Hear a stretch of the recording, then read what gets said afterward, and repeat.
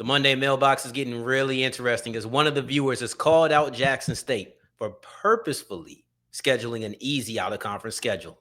Oh, yeah, it's locked on HBCU. Play my music.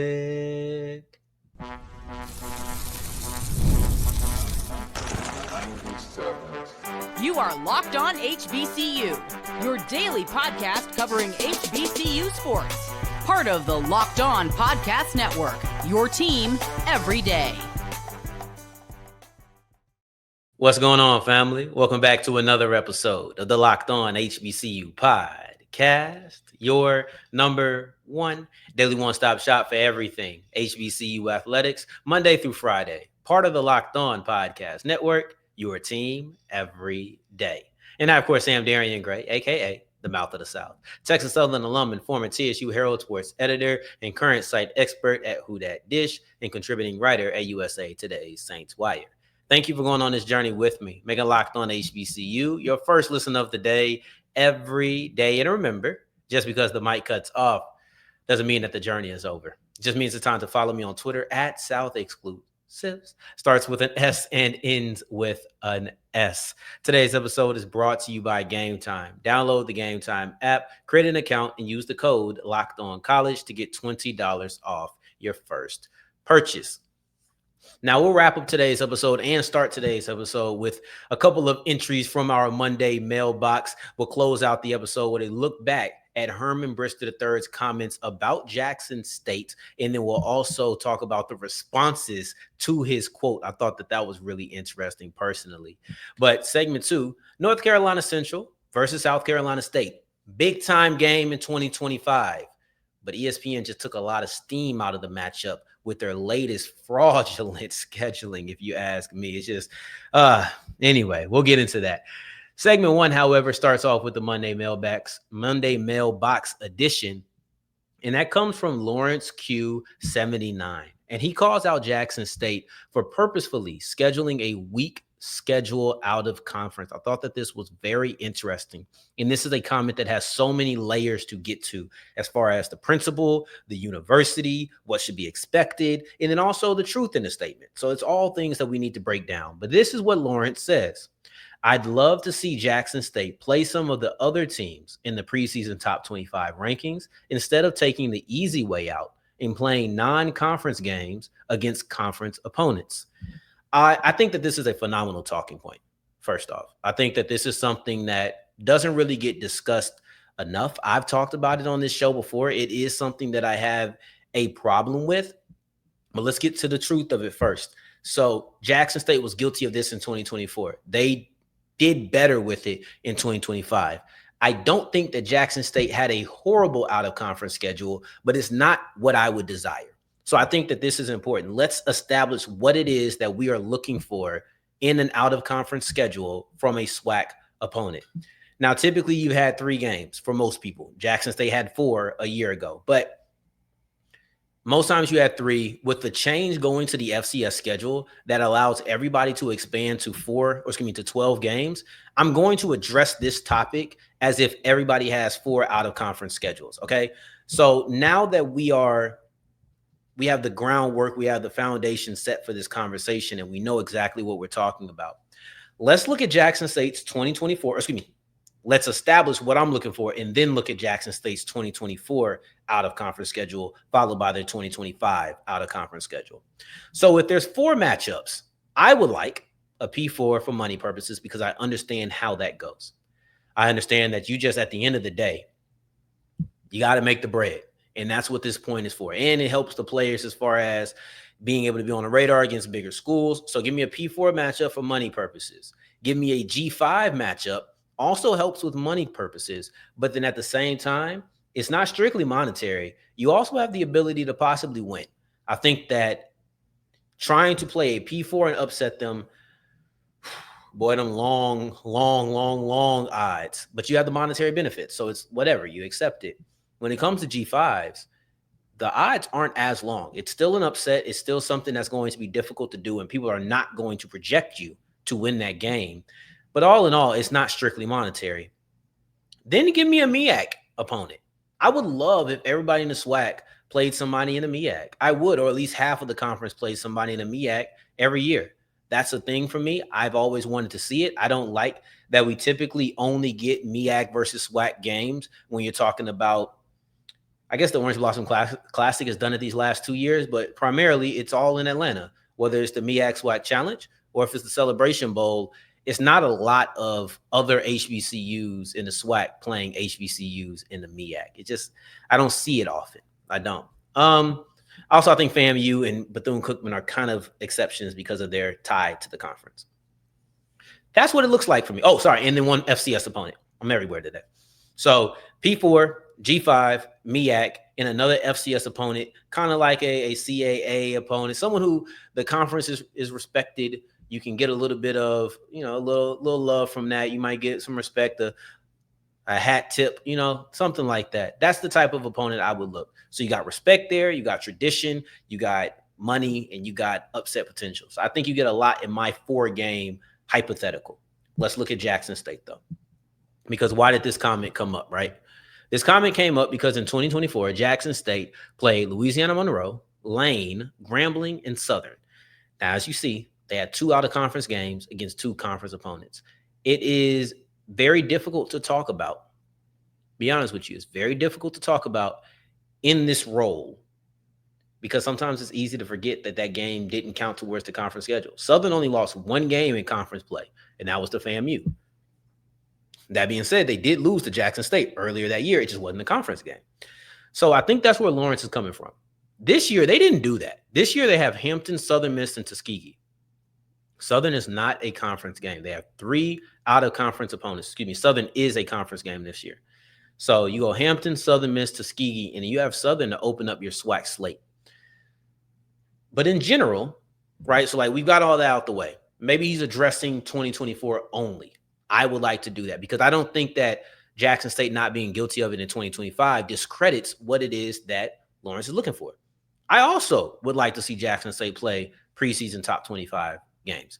I would actually like to see that more than I would like to see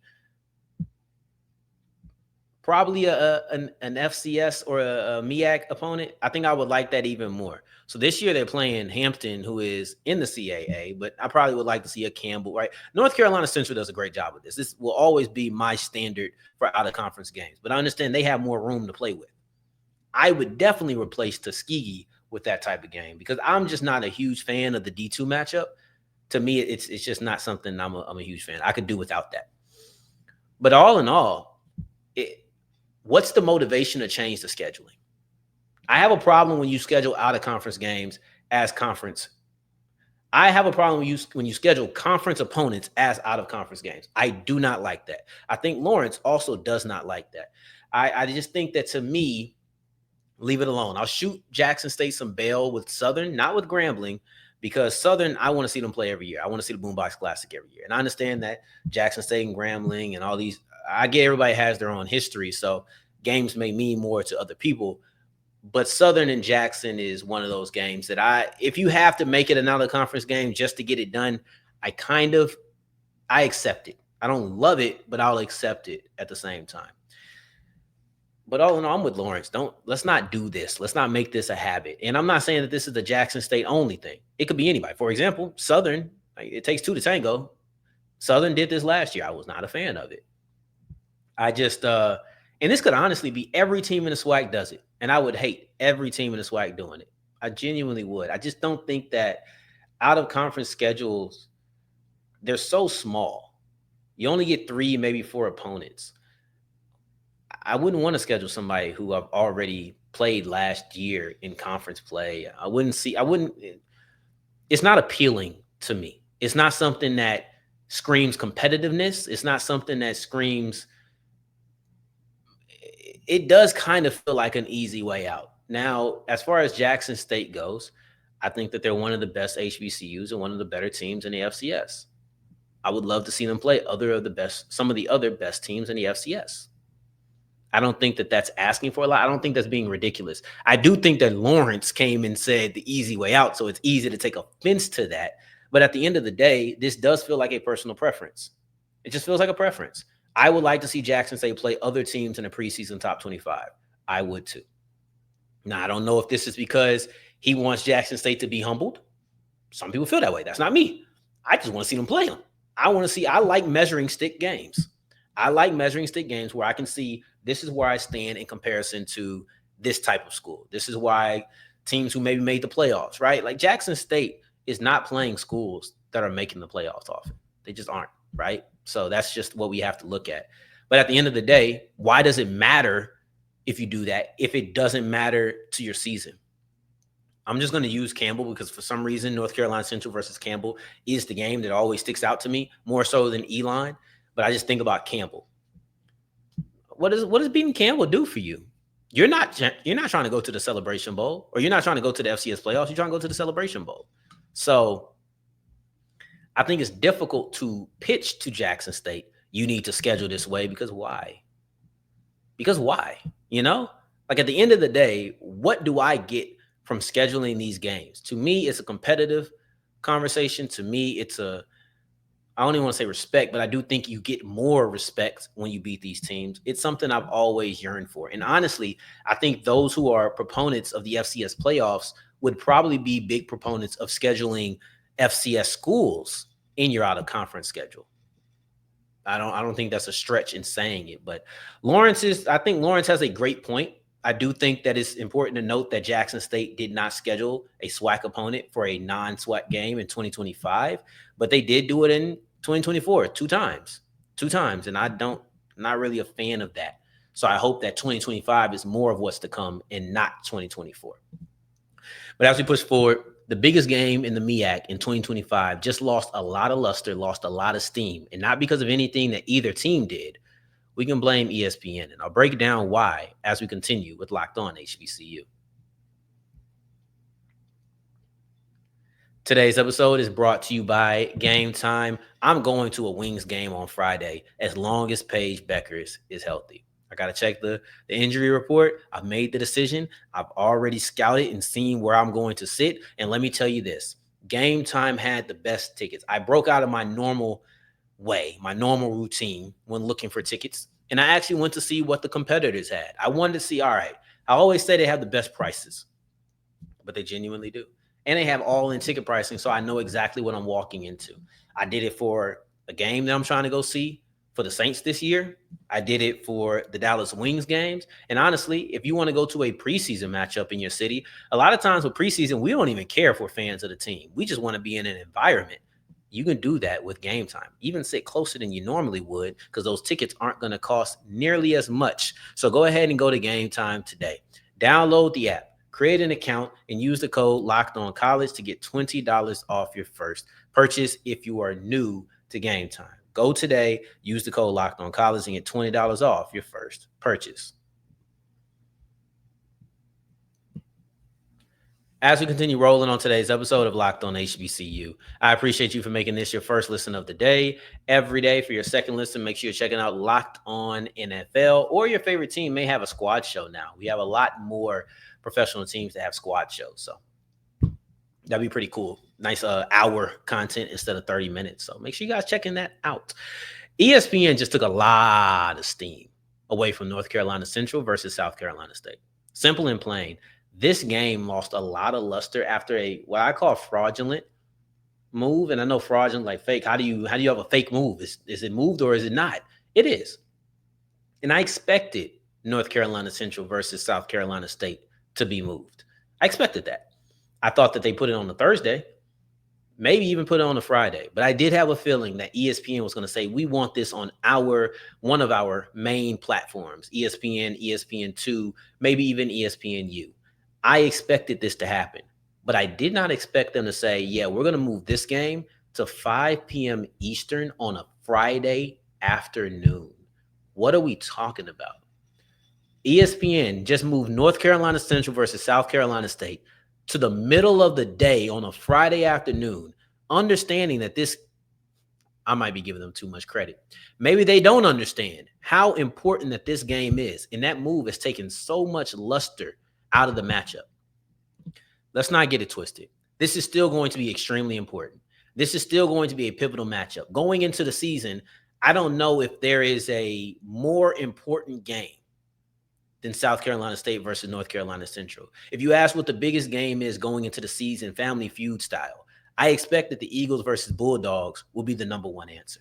Yes, you could argue that Norfolk State versus Delaware State would also have that claim because of the fanfare around it, but there's not nearly the level of importance that this matchup has. So everybody was ready. I talked to my guy, HBCU Nightly. He said, look, this is the game that you need to be at. If you go into a Central game in 2025, you need to go to this game. I'm going to have to hit him up and see if that changes with it being on a Friday afternoon. But the importance of the game doesn't fade, right? The importance of the game has not faded because of the difference in schedule, but the environment is going to be drastically different because I would have rather you had it on Saturday. 5 p.m. Eastern on a Friday, people are just not getting off of work. The beginning of that game is going to be empty. Now, I'm on Central Time. Imagine I'm watching at the house. Let's say I'm on a 9 to 5 on Central Time, and I get off. Boom, 5 o'clock. I got to get home. I'm in rush hour. I'm not getting home to 5:40, 5:50, maybe even 6 o'clock. I've missed a decent amount of that game already. I'm already in the second quarter. Depending on how things move, I might not be able to make it until the second half, right? Like, this is what we have to think about. What are we doing with this matchup? Clemson versus, I don't even know who they're playing, but you basically treated North Carolina Central versus South Carolina State as the prelims to an ACC matchup. You essentially use them as the opener at a concert. Hey, go get these guys excited so they can watch some real football at 7 o'clock. Because let's be real. Let's say I'm off on Friday. And let's say I'm not an HBCU fan, but I am a channel flipper. I like to just go through ESPN and see who's playing. At what time am I going to start flipping channels? Most people are not flipping channels until 6, 7 o'clock, and I'm talking Central Time. So on Eastern, I'd assume it's probably 7, 8 o'clock. You're not starting to flip channels until the third, fourth quarter. You're not starting to flip channels until the Clemson game comes on, right? Like, this is such a disservice. The reason I call it fraudulent is because a lot of times ESPN, I don't want to say they do this, but this is how it seems. This is what the narrative is around ESPN games. If you are an ESPN game, the visibility has increased, right? The benefit of going from an ESPN Plus to an ESPNU to or just ESPN is the idea that the amount of people who can find you will grow. It's the idea that they're putting you on a platform that is actually larger. It's going to maximize your visibility. I don't necessarily know if that's true. It's definitely not maximizing the visibility by having them on Friday. Maybe the larger amount of people that have this ESPN allows the viewership to grow a little bit, but you're growing it at the expense of the actual event. The actual event is going to suffer. The game is still going to be important. Trey Oliver and Shennis Berry are still going to be two guys who are ready to go on that Friday afternoon now. But a game like this, an environment like this, a game that, listen, let's be real about it. This may be the MEAC championship game. This is number 1 versus 2 in the preseason polls. The height of this game is more important than any other game because it could determine who's going to be the Mideastern representative in the Celebration Bowl. And you chose to move this to 5 p.m. Eastern. You chose to move this to when people are just now getting off of work. The environment in Durham is going to be so much worse. And if we're talking about actual game, the home field advantage is going to be low. If I'm South Carolina State now, I'm trying to get off to a fast start. I can tell you right now, that's going to be my game of the week. My key to victory for South Carolina State. I can tell you right now, and if I'm wrong, I'll rewind it. But this is what I think is going to be my key to victory right now. Get off to a fast start. Because unless everybody in Durham says we just going to get off early that day, unless everybody says we just not going to go to work that Friday, you're going to have a much, much easier game at the beginning because you won't have to deal with North Carolina Central's home field advantage. You won't have to deal with that crowd rocking. It's going to be a student section. It's going to be a student section. But as far as the alum, as far as everything else that goes into this, you're not having to stress about what kind of environment you're dealing with. ESPN, man, the idea that you're maximizing these games by moving them to ESPN when you move them to the middle of the day, that is what I believe is fraudulent. That is what I believe is foul. That is what I believe. It's the relationship between MEAC or between HBCUs and ESPN feels like it's deteriorating fast. It feels like that's why SWAC TV is here. You know, hey, they're not giving us what we really deserve. So we're going to go have our own thing. It would not be shocking to see the MEAC do something very similar very soon, because it's a copycat world. I would say copycat league, but it's a copycat world. You can't be doing this. Like, you just had the most important game of your season as a conference. And I can honestly say the majority of people are not going to see it, at least in its entirety. What are we doing here? As we push forward, I can tell you what Herman Brister is doing. Herman Brister is calling it how he sees it, and I love it because I needed this energy before, and once I seen the response to it, I needed it even more. Let's break that down as we continue with Locked On HBCU.